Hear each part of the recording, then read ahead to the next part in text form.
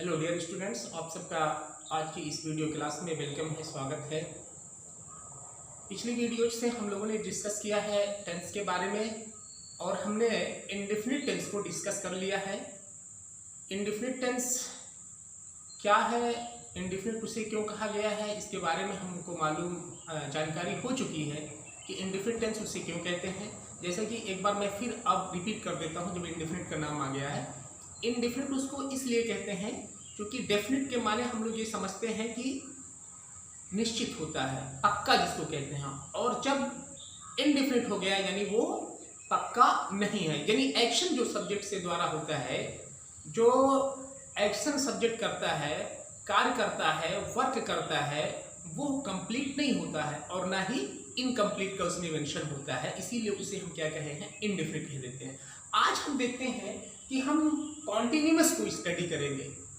Continuous अब देखते हैं पहली बार ये कॉन्टिन्यूअस इसे क्यों कहते हैं, क्योंकि इसमें जो वर्क होता है वो काम का उसमें जारी रहना पाया जाता है। यानी जो एक्शन हो रहा है, जो सब्जेक्ट काम कर रहा है, वो काम उस पल, उस मोमेंट, जिस समय बोला जा रहा है वहां पे एक्शन हो रहा होता है। जैसे मैं कह दूं मैं आपको पढ़ा रहा हूं, अब मेरे द्वारा जो है इस वक्त जब मैं बोल रहा हूं तो मेरे द्वारा जो एक्शन है पढ़ाने का वो मेरे द्वारा जारी है, कॉन्टिन्यू हो रहा है। ठीक है, तो इसीलिए हम इसको क्या कहते हैं, कॉन्टिन्यूअस कहते हैं। यानी कोई भी टेंस जिसमें काम का जारी रहना पाया जाए, ठीक है, तो उसे ही हम क्या कहते हैं, कॉन्टिन्यूअस टेंस कहते हैं। अब वो प्रेजेंट, पास्ट या फ्यूचर कुछ भी हो सकता है।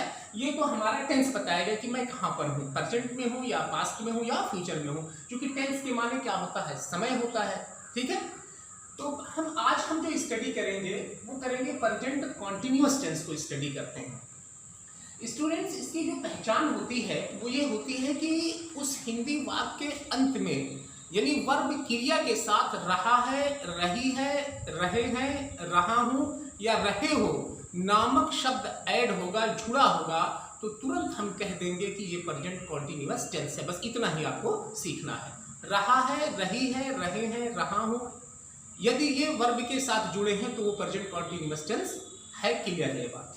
लेकिन इसी की हम शक्ल, प्रेजेंट कॉन्टिन्यूअस की ही हम शक्ल के कुछ और वाक्य होते हैं जो एकदम से, जो उनका हम अंग्रेजी में ट्रांसलेशन करते हैं तो उसी के पैटर्न पे कर देते हैं, लेकिन वो प्रेजेंट कॉन्टिन्यूअस टेंस नहीं कहलाते हैं। उसको भी थोड़ा सा हम यहाँ पे चर्चा करेंगे, उसका भी तस्करा करेंगे। जैसे किसी भी सेंटेंस में अगर ये है, हिंदी में आया हुआ है, लेटा है, पड़ा है, बैठा है, खड़ा है, सोया है, सोई है, सोए हुए हैं, पहने हुए हैं, है ना, लेटा हुआ है, खड़ा हुआ है, इस तरह के अगर है, जैसे वह धूप में खड़ा है, ठीक है, या वह धूप में बैठा है, ठीक है, मैं शर्ट पहने हुए हूं, ये देखिए मैं शर्ट है मेरी, मैं पहने हुए हूं, ठीक है, या मैं शर्ट पहना हूं।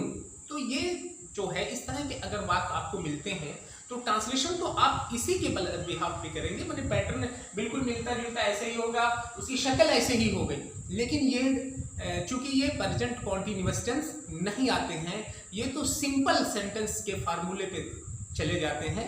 यानी ये सिंपल सेंटेंसेस होते हैं जिनका हम वर्ब बी के तहत इस मतलब जो है ट्रांसलेशन करते हैं। अभी थोड़ा सा दो सेंटेंस, 3 सेंटेंस हमने इस तरह का भी लिखा हुआ है। यहाँ पर देखिए, ये वह लड़का पेड़ के नीचे बैठा है, मोहन धूप में खड़ा है, वे सोए हुए हैं, ठीक है।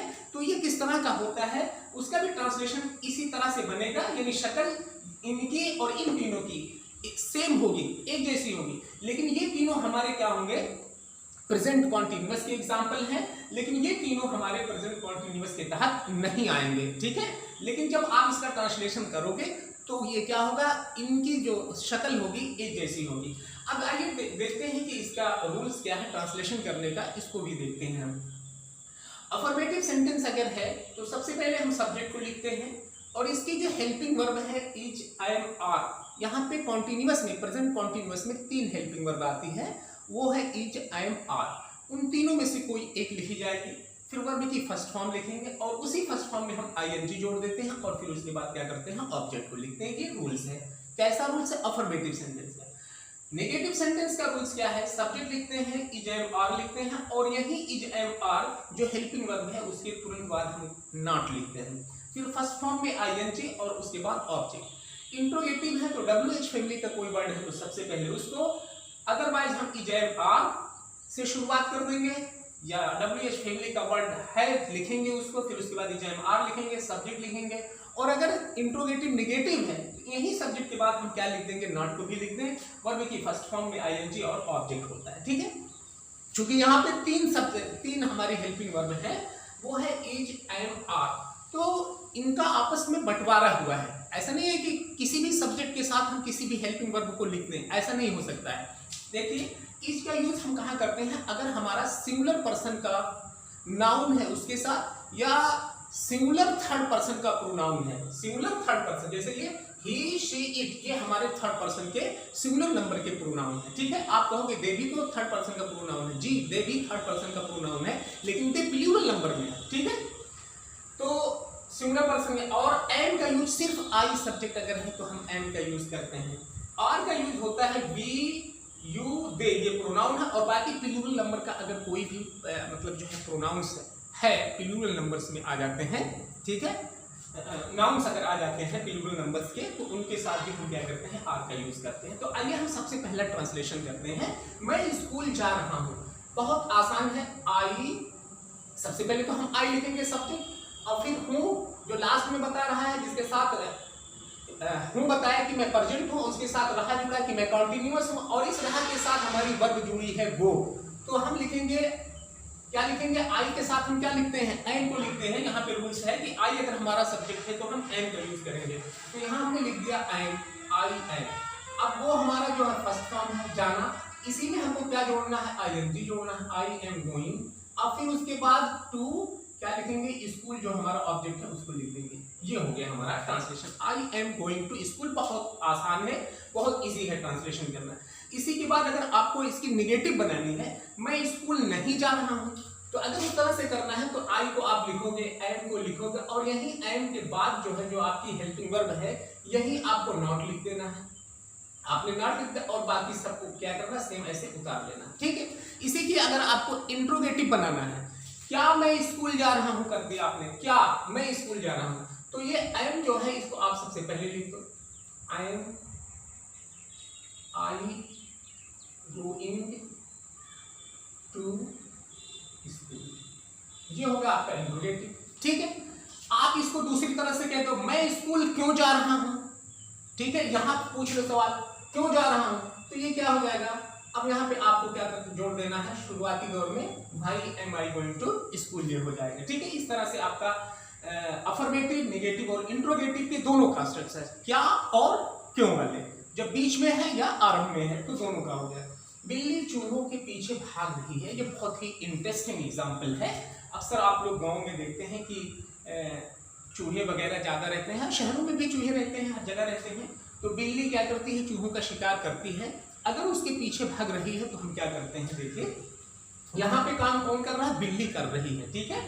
तो बिल्ली क्या है, हमारा सब्जेक्ट है, तो हम लिखेंगे द कैट, ठीक। सिंगुलर नंबर का नाउन हमारा है तो हम लाएंगे इज, यहाँ पे द कैट इज।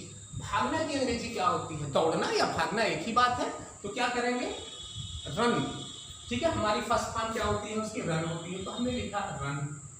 इसी में क्या करेंगे, हमको आईएनजी जोड़ना है, तो जब इसमें आईएनजी जोड़ना है तो एक बार और इसको हम रिपीट करेंगे, द कैट इज रनिंग, चूहों के पीछे, है ना। तो क्या होगा, पीछे अगर कोई मतलब प्रीपोजिशन है यहाँ पे आफ्टर आएगी, मैं वो उसको बता दूं आपको आफ्टर क्यों आएगा। जब कोई गतिमान वस्तु है या कोई वस्तु गतिमान है और उसे के पीछे आप भी गति करने लगो, ठीक है, तो रनिंग आफ्टर आता है, क्या आएगा, आफ्टर का यूज करेंगे।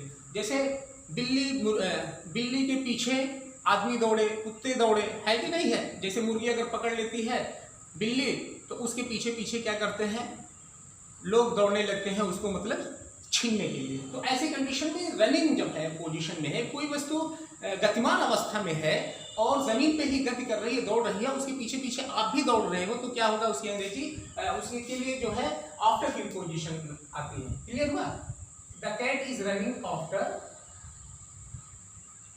चूहों के पीछे, ये plural number, after the rats,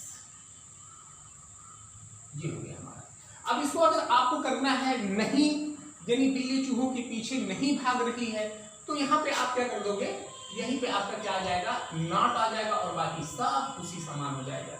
अब इसको इंट्रोगेटिव बना लो, क्या बिल्ली चूहों के पीछे भाग रही है, तो आप क्या करोगे, इसको आप पहले, ठीक है, इसको आप पहले लिख दोगे और फिर उसके बाद क्या लिखोगे, इज द कैट, ठीक है, और फिर सब पूरा ये ऐसे कैसे करके आप इंट्रोगेटिव बन गया। ठीक, ये बात हुई।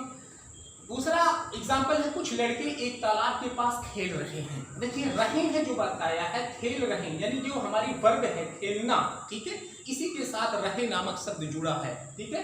यहाँ पे भागना जो हमारा वर्ब था उसी के साथ रही नामक शब्द जुड़ा है, जिससे हम जान जाते हैं कि ये कॉन्टिन्यूअस में है। कुछ लड़कों की अंग्रेजी होगी सम बॉयज,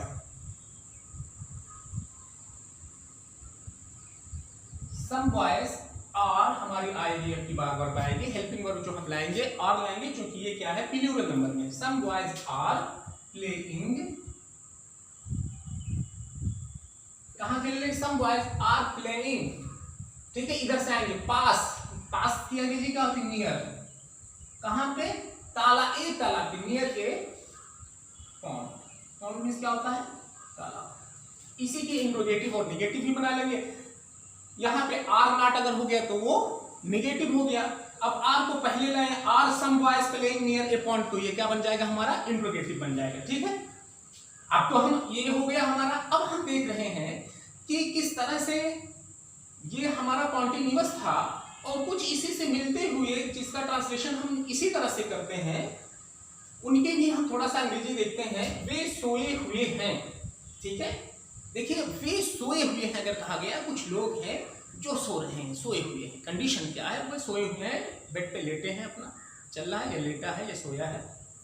अब यहाँ पे वे जो है, इनके द्वारा कोई एक्शन नहीं हो रहा है, ये कोई काम नहीं कर रहे हैं, बल्कि क्या हो रहा है कि इनकी अवस्था जो है वो किस अवस्था में है, किस स्टेट्स में है, वो मेंशन हो रहा है कि वो सोए हुए हैं। तो जब अवस्था की बात होती है तो ये हमारा कंटिन्यूअस टेंस नहीं बन सकता है, ये हमारा किसी भी टेंस में नहीं आ सकता है, क्योंकि प्रेजेंट इंडेफिनिट से लेकर फ्यूचर परफेक्ट कॉन्टिन्यूअस तक सब्जेक्ट कोई ना कोई काम करता है, तभी ये इस टेंस के अंदर इनका होता है स्टडी, ठीक है। अगर ये सब्जेक्ट के द्वारा काम नहीं होता है तो वो टेंसेस के एग्जाम्पल नहीं होते हैं, ठीक है। इंडेफिनिट कॉन्टिन्यूअस परफेक्ट या परफेक्ट कॉन्टिन्यूअस में वे नहीं रहते हैं, ठीक है।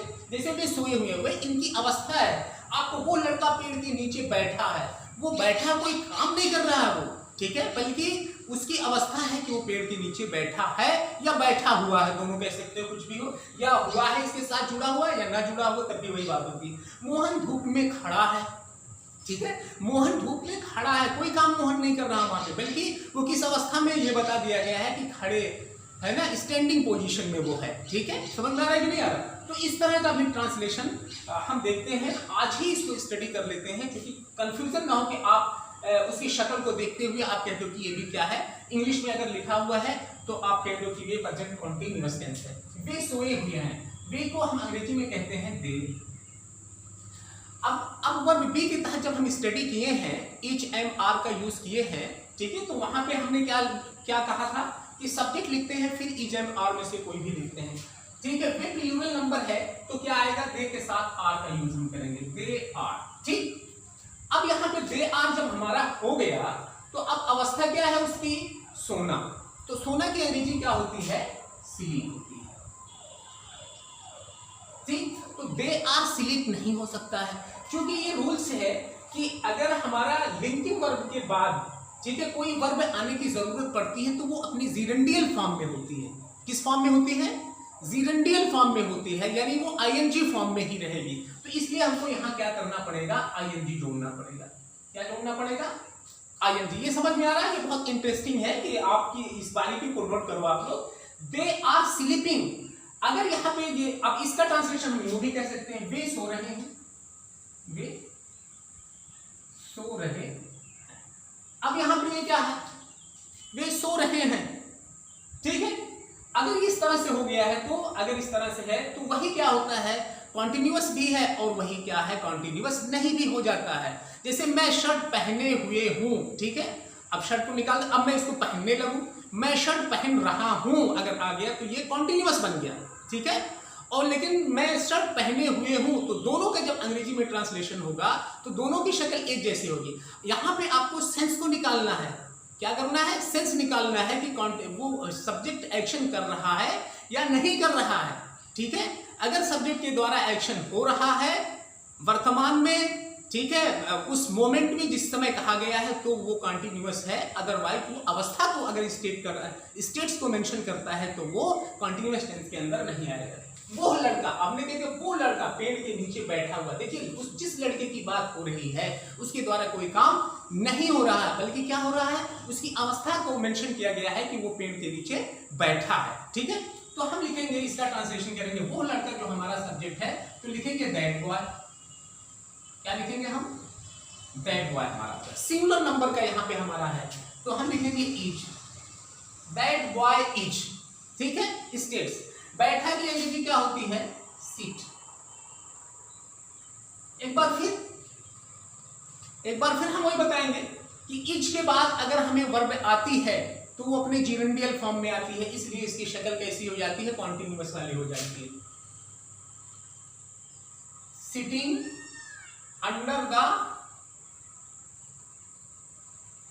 ट्री, ठीक। That boy is sitting under the tree, वो लड़का पेड़ के नीचे बैठा हुआ है या बैठा है। अब इसी को आप इस तरह से भी ट्रांसलेट कर सकते हैं, वो लड़का पेड़ के नीचे बैठ रहा है। अब लड़का वहां गया पेड़ पे, आप देखो वो खड़ा है, लेकिन जब वो ऐसे ऐसे बैठ रहा है, ऐसे हो रहा है, तो समझो यहाँ पे अब सब्जेक्ट के द्वारा, लड़के के द्वारा क्या हुआ? काम किया जा रहा है, यानी वो ऐसे बैठ रहा है वहां पे, ठीक है। तो यहाँ पे सब्जेक्ट वर्क कर रहा है, एक्शन कर रहा है, तो यहाँ पे ये कॉन्टिन्यूअस बन गया, ठीक है। यानी कि वो लड़का पेड़ के नीचे बैठ रहा है, अगर ऐसे हो रहा है, ठीक है, तो वो प्रेजेंट कॉन्टिन्यूअस है। और बैठा हुआ है यानी वो क्या है? उसके द्वारा अवस्था सिर्फ जिक्र हो रही है, वो काम अब नहीं कर रहा है, तो वो क्या हो गया? सिंपल प्रेजेंट टेंस की बात हो रही है, ठीक है। क्लियर हुआ पॉइंट कि नहीं हुआ?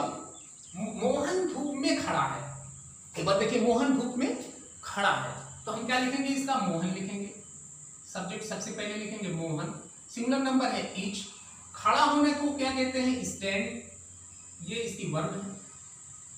लेकिन जब इच वर्ब के साथ, इच एम आर के साथ हमें वर्ब आती है, वर्ब बी के साथ हमें वर्ब को लाना पड़ता है, तो वो अपने जिरेंडियल फॉर्म में आती है, आईएनजी फॉर्म में आएगी, ठीक है।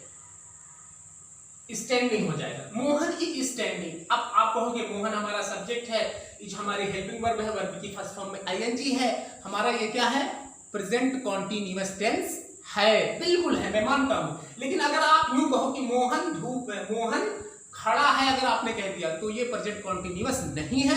अगर आप कह रहे हो कि मोहन क्या है, जैसे मैं यहाँ पे बैठा हूं, ठीक है, मैं मान लिया मोहन, अब मोहन अगर मैं अब ये काम हो रहा, खड़ा हो रहा हूं, ठीक है, तो ये हो गया कॉन्टिन्यूअस। उसी तरह से अगर मोहन वहां पर गया है, मोहन धूप में खड़ा है, मोहन पहले ऑलरेडी बैठा था, अब उसको कह दो मोहन खड़ा हो रहा है, मोहन धूप में खड़ा हो रहा है, तो अब मोहन के द्वारा एक्शन हो रहा है, ठीक है। तो इसलिए जब एक्शन हो रहा है उसके द्वारा, तो वो क्या हो गया? कॉन्टिन्यूअस हो गया, अन्यथा की स्थिति में वो कॉन्टिन्यूअस नहीं है। Mohan is standing in the sunshine. Sunshine means होता है धूप, सनशाइन, ये हो गया।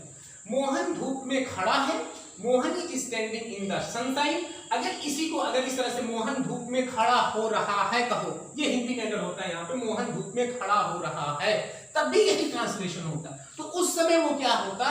प्रेजेंट कॉन्टिन्यूअस होता है। लेकिन यहाँ पे जो ये है, हिंदी का जो ये वाक्य है, ये हमारा प्रेजेंट कॉन्टिन्यूअस टेंस नहीं है, लेकिन ये देखिए पूरी हम शक्ल उसकी जब हम ट्रांसलेट किए हैं तो प्रेजेंट कॉन्टिन्यूअस के तहत ही उसका ट्रांसलेशन हुआ है। तो ये थोड़ी सी बारीकी है, ठीक है। इसको आप देखोगे कि यानी ये वाले, अगर ये हिंदी के आखिर में अगर इस तरह के शब्द मिलते हैं तो उसका ट्रांसलेशन तो हम प्रेजेंट कॉन्टिन्यूअस की तरह ही करते हैं, लेकिन वो प्रेजेंट कॉन्टिन्यूअस टेंस में नहीं होते हैं। इनके द्वारा सब्जेक्ट की अवस्था मेंशन होती है कि वो किस अवस्था में है। जैसे किताब मेज पे पड़ी है, ठीक है, किताब मेज पे पड़ी है, वो लेटा है, वो सोया है, ठीक है, वो खड़ा है, वो बैठी है। बात समझिए ना, इस तरह की खड़ा, पड़ा, बैठा, लेटा, सोया, की बातें अगर होती हैं तो इनसे सब्जेक्ट की अवस्थाएं मेंशन होती हैं, इसलिए हम इसको कॉन्टिन्यूअस टेंस में नहीं ला सकते हैं, क्योंकि सब्जेक्ट इसमें कॉन्टिन्यू कोई वर्क नहीं कर रहा होती है बल्कि उसकी अवस्था मेंशन होती है। क्लियर हुई बात? तो इसको हम इस तरह से ट्रांसलेट करते हैं और हम उसको प्रेजेंट कॉन्टिन्यूअस टेंस में नहीं रखते हैं। स्टूडेंट्स, उम्मीद करता हूं कि ये वीडियो आपको जो है प्रेजेंट कॉन्टिन्यूअस टेंस की क्लियर हो गई होगी, इसका कॉन्सेप्ट आपको क्लियर हुआ होगा। और इसके तहत जो ये एक बारीकी वाला पॉइंट था कि कुछ एग्जाम्पल हमारे इस तरह से भी आते हैं जिनका ट्रांसलेशन हम प्रेजेंट कॉन्टिन्यूअस की शक्ल में करते हैं, लेकिन वो प्रेजेंट कॉन्टिन्यूअस टेंस नहीं रहते हैं। इसका भी डिफरेंशिएशन आपको क्लियर हुआ होगा। तो अगर ये वीडियो आपको पसंद आई हो तो अपने दोस्तों तक भी पहुंचाइएगा, क्योंकि आपको ट्यूशन में भी या क्लासेस में और क्लासेस में भी जो टीचर्स होते हैं मोस्टली आपको यही कर देते हैं कि रहा है, रही है, रहे हो के तहत जो है वो आप स्टडी कर लेते हो, लेकिन ये जो बारीकी वाले पॉइंट थे ये अक्सर आप लोगों को नहीं बताया जाता है। तो इस तरह की बातों को भी आप अपने दूसरे दोस्तों तक भी पहुंचाइएगा, यही मैं आपसे उम्मीद भी करता हूं। बहुत बहुत शुक्रिया।